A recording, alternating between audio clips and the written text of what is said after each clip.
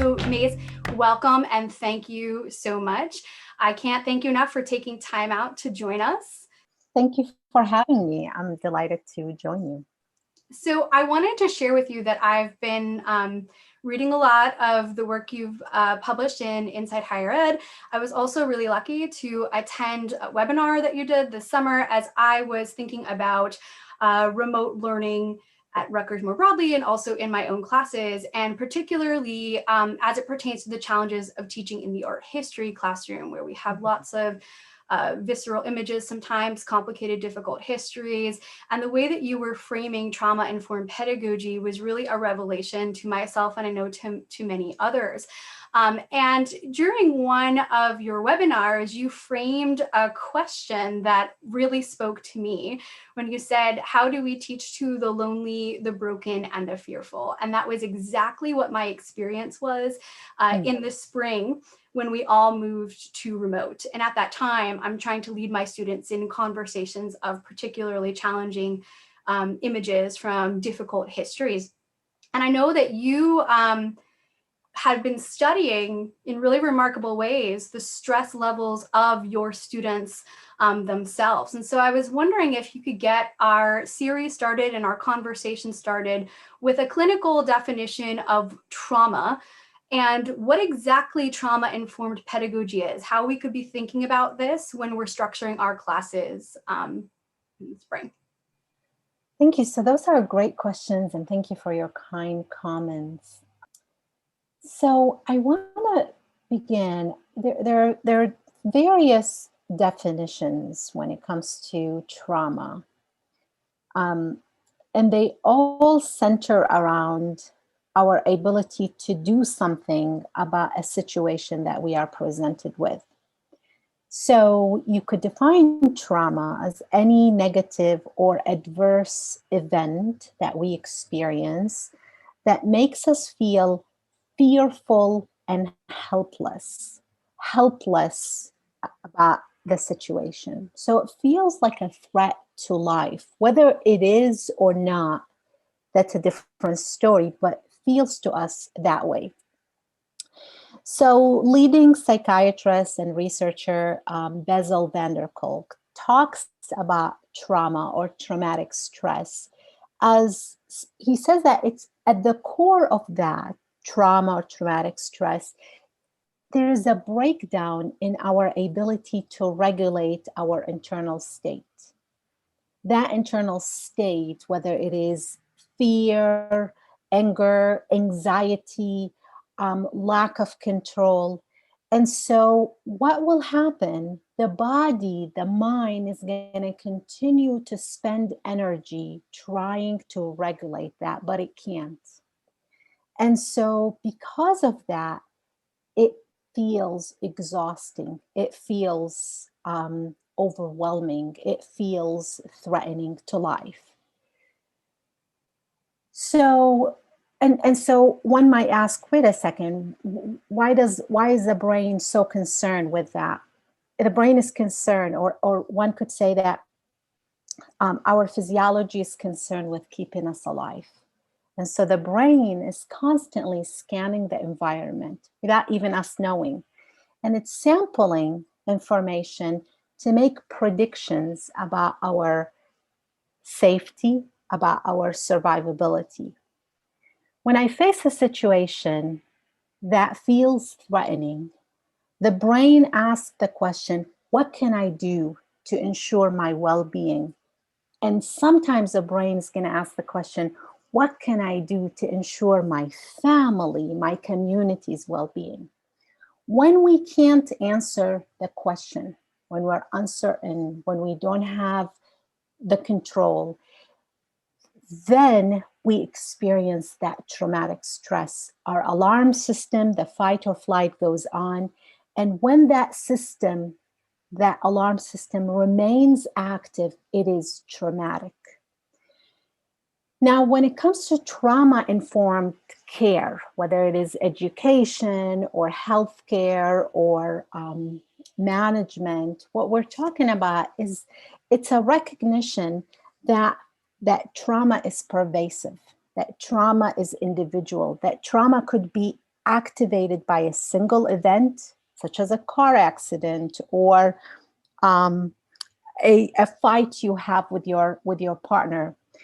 It could also be activated by recurring events over one generation, such as somebody who's experienced and experiencing poverty or racism. And it could even be intergenerational. And that intergenerational is something that is, for example, racial violence, the silence about racial violence. That could all be traumatic.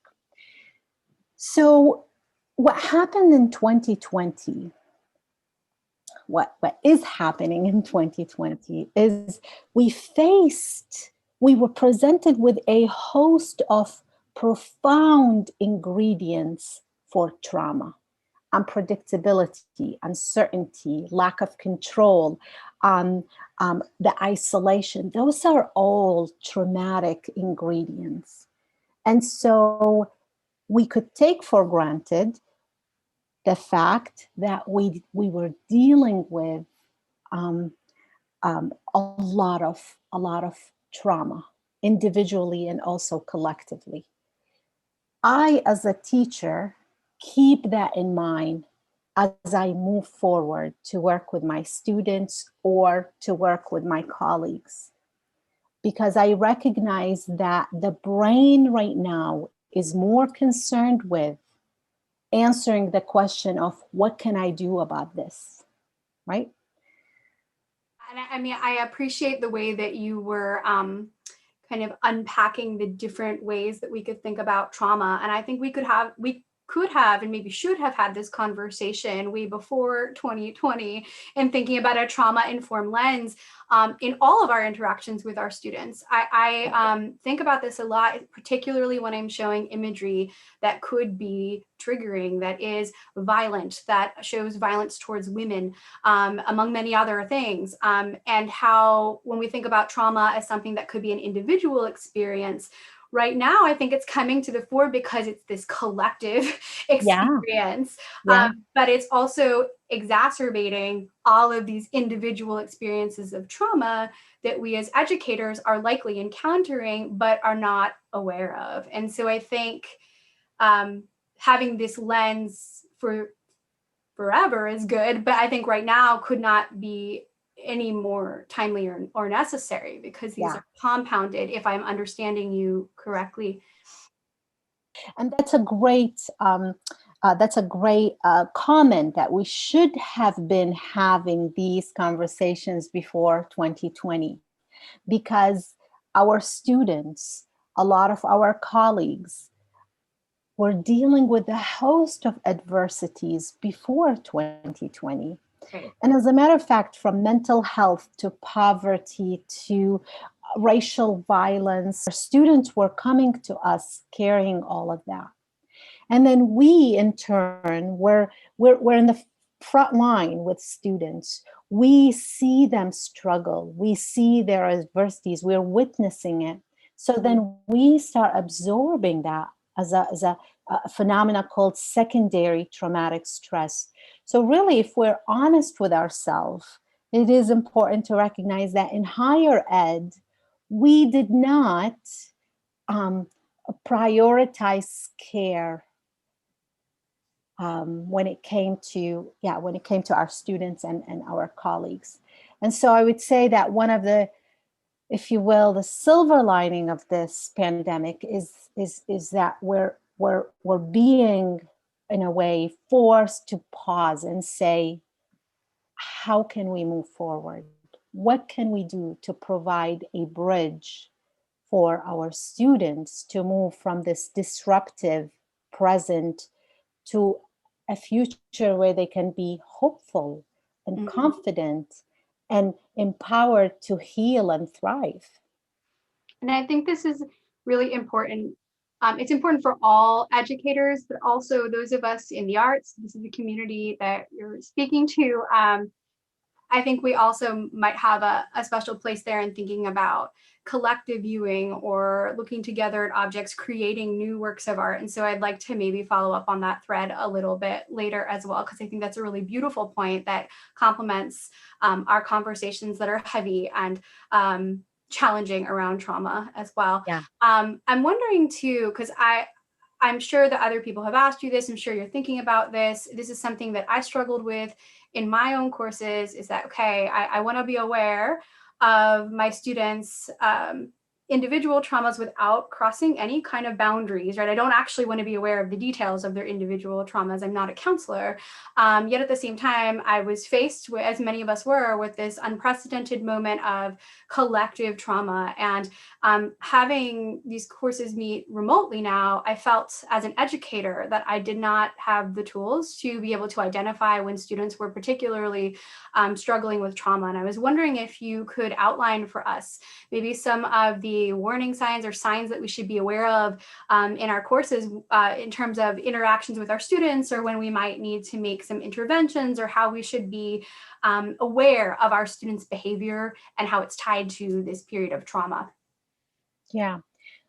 So it's really important when it comes to trauma and trauma informed, we want to make sure we don't trigger or re-traumatize. One way is not to make assumptions about the persons we're working with. Why? If someone makes assumptions about you, your brain, you may not even be aware that your brain is going to do that, but your brain is going to ask, do they not care what I think? How do they know? How can they make assumptions about me? And that can rob us of our sense of safety. So really important not to make assumptions. So I would never say, oh, you're traumatized. Oh, but I will take for granted the fact that what happened in 2020 is, like I said, presented us with profound ingredients of trauma and traumatic stress. So I take for granted that to various degrees, we are all experiencing traumatic stress. Okay, I'm going to work from that perspective. When I use a trauma-informed lens says what? That trauma impacts the way we interact, we connect, we engage, we learn, we thrive, our entire well-being. And it's pervasive, it is insidious. I don't need to know who has it and who doesn't. I don't need to be a therapist. We're not diagnosing, we're not treating. A trauma-informed lens is about providing the safety, not just the physical, the emotional, the social, psychological, the safety, and cultivating connections and empowering the students, the individuals. And so I'm going to include, what if one of my learning objectives in the course is, how can I help the students believe, trust that I have their back, that I am on their side, that this is a journey of us together, that this is not about competition and failing and marginalizing. And so safety becomes really critical. You are welcome in this space, all of you, your whole self. And also I'm going to help build connections and relationships between me and my student, but also among ourselves. Now, we are going to encounter students who are experiencing severe traumatic stress. What are some of the things I pay attention to? I pay attention to irritability. Does the student feel irritable? Does the student feel, or does it seem that they are disengaged? Does it seem that they are not really putting an effort into an assignment. So instead of using the language of, oh, they don't come, they're not doing their work, those are all perhaps happening, I'm going to use the language of, they're not turning on their camera. I wonder if it's too stressful. I wonder if turning on the camera and looking at their image is triggering something, right? They don't seem to put full effort into the assignment. I wonder if they understand why the assignment is important. I mean, when we're experiencing trauma, when we're under the influence of all these negative stressors, the brain becomes hijacked by those emotions. And energetically speaking, the brain says, who cares about doing this assignment? I need to figure out how I'm going to answer the question of what can I do to stay alive? What can I do to maintain my well-being? And so what I started doing over the years is, for example, when a student leaves an exam empty and leaves the classroom, you know, the first time it happened, I thought, I can't believe them. I can't believe they don't value, they don't respect the process. And I, you know, came to my senses and I thought, what's going on here? I know the student knows the answer. What's happening? And as a matter of fact, in one case, I ran out after the student and I said, come back. I know you know this. We talked about this. And the student said, I can't. And we actually, I mean, I did a focus group, I investigated, the student froze. Now, what happens when we freeze? The brain says, I cannot exert any more energy on this task. I am depleted. I am going to, for my well-being, stop. So it's really being in tune with the student. Or another example I'll give you is a student that I was doing a lecture, is in the classroom, and I turned, I wrote something on the board. I turned and I saw a student who was sitting in the front row, and the student was crying, and to the point that I didn't want to wait. I said, "What's going on? What's happening?" And the student said, she said, "This is so much information. Yeah. I don't know what to do. We're going to need to know all of this." And I recognized that her brain was overwhelmed by the speed and the amount of content, right? Now, when I talked with the students, I learned that what happened to her throughout her schooling is people always said to her, "You're so slow, you're so slow." So that has become a traumatic thing for her. So again, it's to I hope I answered your question. It's really to be in tune with the student, when we see a reaction or lack thereof, we, instead of diagnosing, oh, it's because of this and that, we wonder, what stress are they experiencing that's putting a block to them engaging or learning.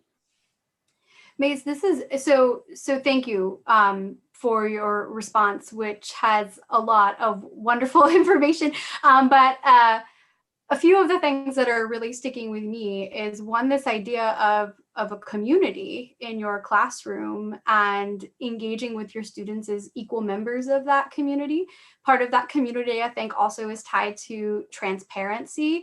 I love the way you phrase, do you understand why I'm giving you this assignment? Do you understand why I'm giving you this prompt? Do you, and not in a way that's pedantic, but in a way that is, I really want you to understand this is actually for your development in this course.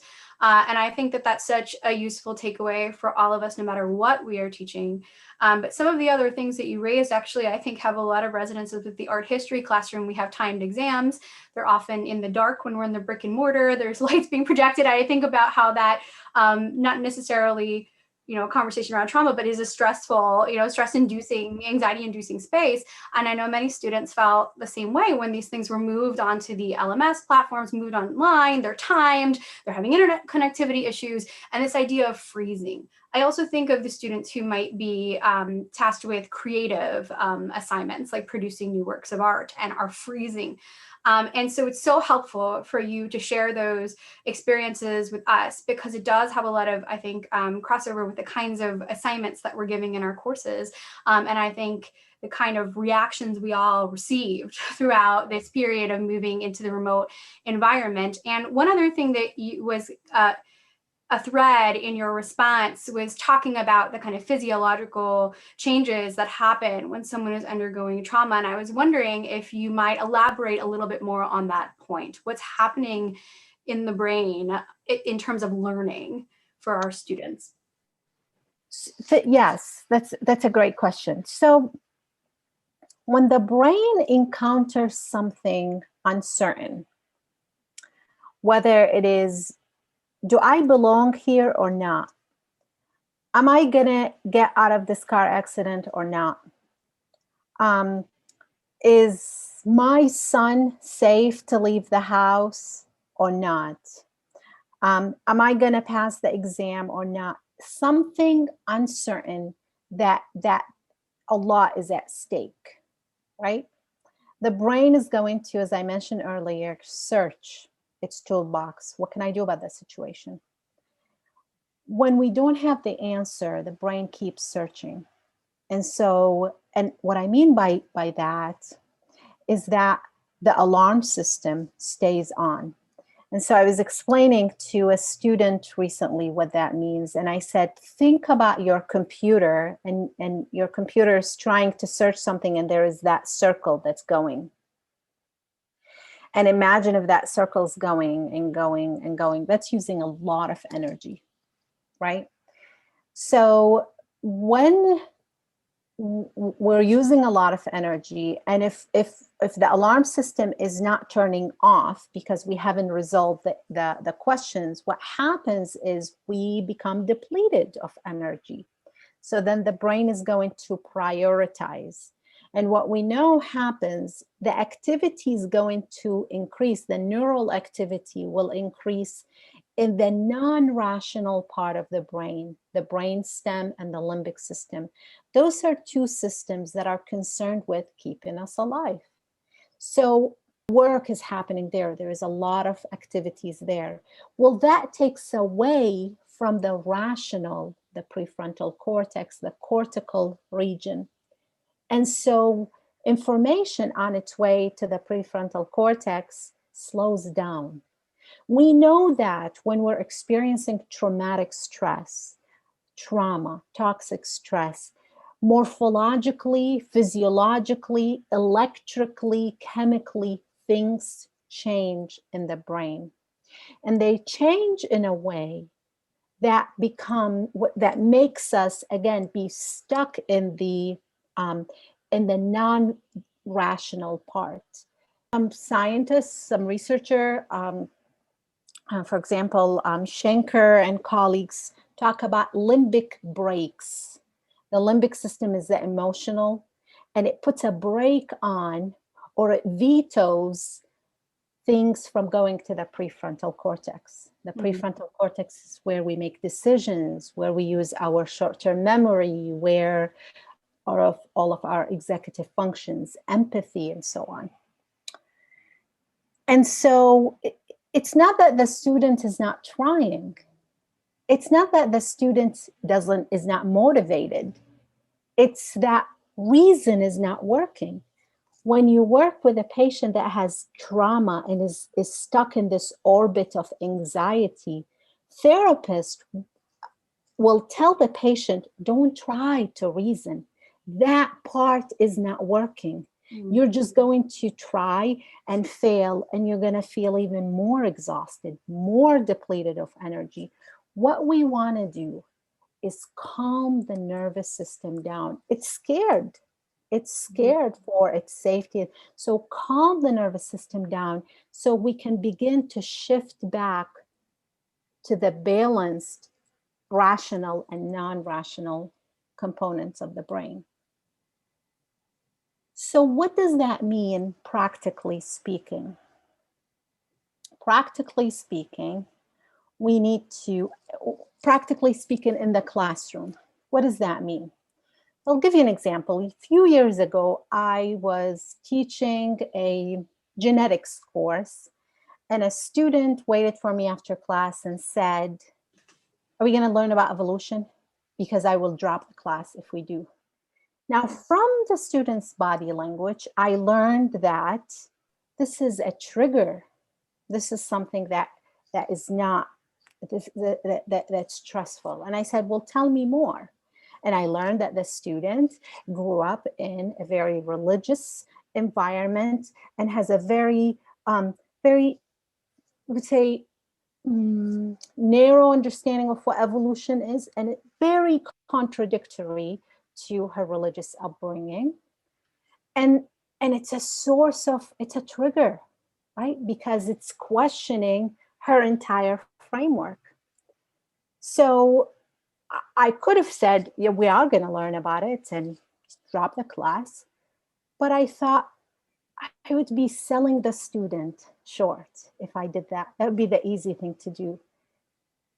What if I were to give the student options? What if I were to help the student see that this is an opportunity to learn about something that you could use to even inform, to go deeper into your religious beliefs? And I give options. So the students stayed in my class. And what I learned to do is either during the break or before the class or something, I reach out to the student and I say, "So I'm going to bring up the word evolution.